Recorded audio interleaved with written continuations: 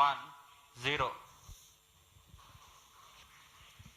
नया साल आ चुका है। इसके साथ साथ बहुत सारी खुशखबरियां भी जो है हमें देखने को मिल रही हैं भारत से। चंद्रयान 3 का खर्चा तो कचरे से ही निकल गया हिंदुस्तान का। इतनी बड़ी न्यूज के आई वाज शॉक्ड यार। So happy new year to all of you. So on 1st January 2024, yet another successful mission of PSLV has been accomplished. अगर आपके पास टेक्नोलॉजी है ना तो आप कूड़े को वर्थ बना सकते हो। इससे इंडिया की इकोनॉमी को फर्क पड़ेगा।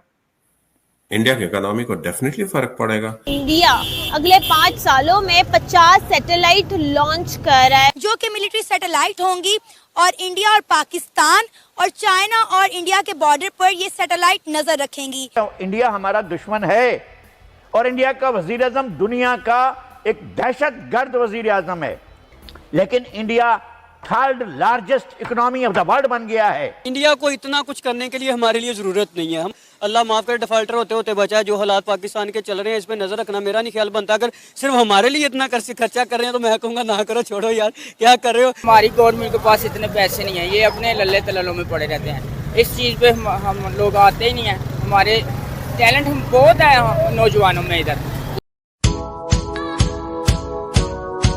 जय हिंद दोस्तों, भारतीय अंतरिक्ष अनुसंधान इसरो ने 1 जनवरी 2024 को सुबह 9:10 पर रिसर्च सैटेलाइट एक्सपोसैट को श्रीहरिकोटा के सतीश धवन अंतरिक्ष केंद्र से सफलतापूर्वक लॉन्च किया है। यह सैटेलाइट इसरो के PSLV C58 रॉकेट से लॉन्च किया गया है। जानकारी के मुताबिक सैटेलाइट को सफलतापूर्वक उसकी कक्षा में स्थापित कर दिया गया है। यह सैटेलाइट अंतरिक्ष में एक्स किरणों के विषय में जानकारी इकट्ठा करेगा। इसके द्वारा भेजी गई जानकारी से इसरो न्यूट्रॉन तारों और ब्लैक होल के बारे में शोध करेगा। इस तरह की शोध के लिए भेजा जाने वाला यह विश्व का दूसरा सैटेलाइट है। वहीं पर एक्सपोसैट की सफलतापूर्वक लॉन्चिंग देख पाक मीडिया सदमे में है। इंडिया ने डिजिटल इंडिया तक का सफर कैसे तय किया, और सफर तो तय किया लेकिन इसके खर्चे कहां से पूरे हुए कि आज उनके चर्चे हो रहे हैं।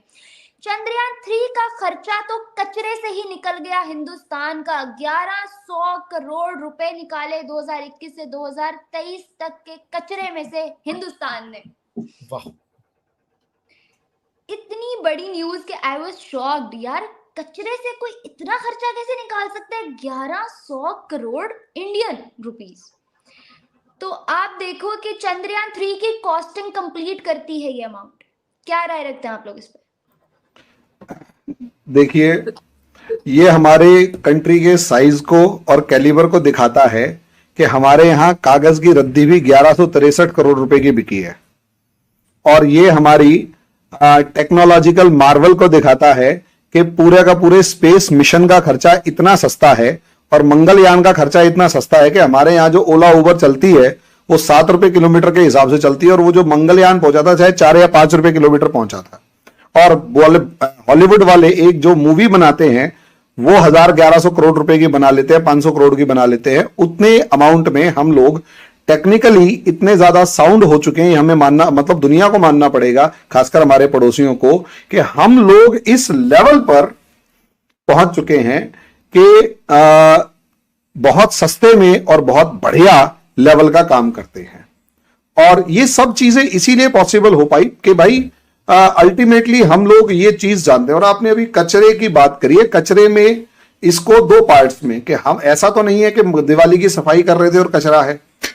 इसको ऐसे देखिए कि हमारी कंट्री इतनी ज्यादा अल्ट्रा लेवल पर डिजिटलाइज होने की कोशिश कर रही है, डिजिटल रेवोल्यूशन की तरफ आगे बढ़ रही है, कि हम लोगों ने अपने ऑफिसेज में फाइल को पूरे तरीके से मना कर दिया है।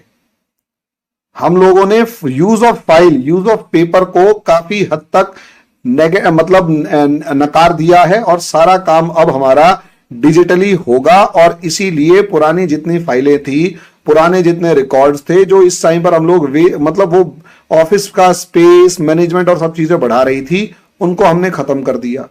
इसे आप हमारे एडमिनिस्ट्रेटिव रिफॉर्म की फॉर्म में देखिए कि हमारी जो गवर्नमेंट है वो इतना ज्यादा फोकस कर रही है कि अब उसने हर चीज को इंटरनेट और इंटरनेट के साथ साथ PDF से जोड़ दिया। पहले बहुत सारी सरकारी दफ्तरों में जवाबदेही, जिसे हम अकाउंटेबिलिटी कहते थे, वो क्या थी कि कभी हाँ मतलब ये ऑफिस में फाइल नहीं है, फाइल नहीं पहुंची, फाइल नहीं आई, इस तरीके के बहाने मारते थे।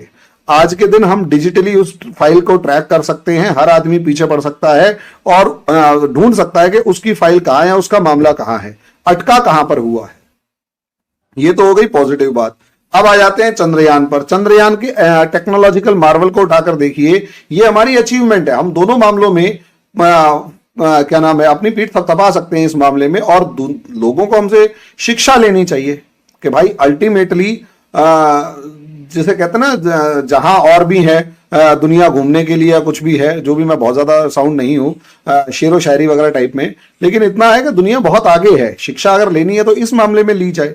लेकिन फिर भी मैं ये मानता हूं कि दुनिया की नजरों में हमारे यहाँ जो freedom of speech and expression के नाम पे जो दुनिया वाले ड्रामा कर रहे हैं, उसमें पाकिस्तान में freedom of speech and expression ज्यादा है और आपके यहाँ डेमोक्रेसी हमसे कहीं ज्यादा अच्छी है। ये दुनिया कहती है तो हम ये मान लेते हैं। अभिषेक जी, मैं बिल्कुल ठीक कह रहा हूं या थोड़ा गलत, उसे बता दीजिएगा। बिल्कुल सही कहा हरि भाई ने, मैं इनसे एकदम 100% सहमत हूं। और देखिए महविश, कूड़ा और जो जिसे सहमत दीजिए कि टेक्नोलॉजी का नॉलेज में अंतर होता है, क्योंकि अगर आपके पास टेक्नोलॉजी है ना तो आप कूड़े को वर्थ बना सकते हो। जैसे पूरे यूरोप में जो पानी आप फ्लश में डालते हो, जिस पानी से आप सुबह सुबह अपना वॉशरूम करते हो, उसी पानी को शाम को वो आपको ट्रीट करके पिला रहे होते हो। तो जो एक सामान्य देश होगा वो उस पानी को कचरा समझेगा, गंदगी समझेगा। जो एक टेक्नोलॉजिकली उन्नत देश होगा वो उसी पानी को टेक्नोलॉजी के द्वारा समझ के आपको वापस दे देगा society. So this is the power of science and technology. There is nothing called waste. Those who call waste waste, they are waste. आप समझ रही हैं? There is nothing at all called waste, provided कि आपको इतनी समझ हो, आप साइंस एंड टेक्नोलॉजी की इतनी समझ रखती हो।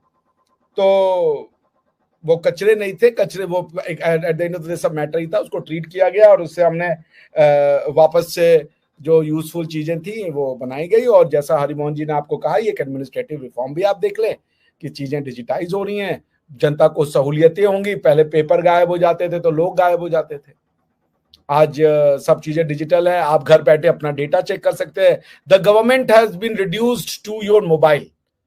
आज आप गवर्नमेंट जेब में रख के चलते हो 200 रुपए के डेटा के ऊपर। आप समझ रही हैं? This is the beauty of digitization. India में क्या हुआ है?